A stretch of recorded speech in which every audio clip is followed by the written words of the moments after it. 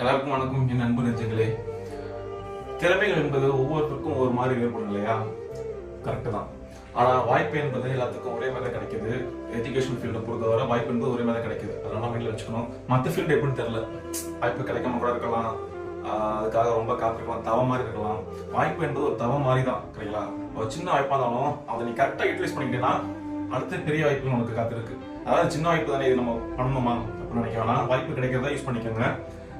மற்றவன் நம்ம கூட படிச்சுட்டு இருப்பான், நம்ம ஃப்ரெண்டாக இருப்பான், தெரிஞ்சவங்களா இருப்பாங்க. நம்ம 2 பேரும் ஒரே எக்ஸாம் தான் அப்ளை பண்ணுவோம். அவன் வந்து பாஸ் பண்ணி போயிடுவான், நம்ம வந்து கொஞ்சம் பின்னாடி ஆகிடுவோம். அதனால நம்ம வந்து ஃபீல் பண்ணக்கூடாது. இந்த டேலண்ட்டை நம்ம மெருகேற்றதான் அதோட வலிமை வந்து அதிகமாகும். அது கண்டிப்பாக நீங்கள் மெருகேற்றி உங்கள் திறமையை வந்து ஒரு லெவலுக்கு கொண்டு வரணும். கொண்டு வந்தால் நீங்களும் அச்சீவ் பண்ணலாம். கண்டிப்பாக இதை நினச்சி ஃபீல் பண்ணாதீங்க, தோல்வியை கண்டு தோண்டி விடாதீங்க. வாழ்க்கையை ஒரு வட்டம் மாதிரி தான்.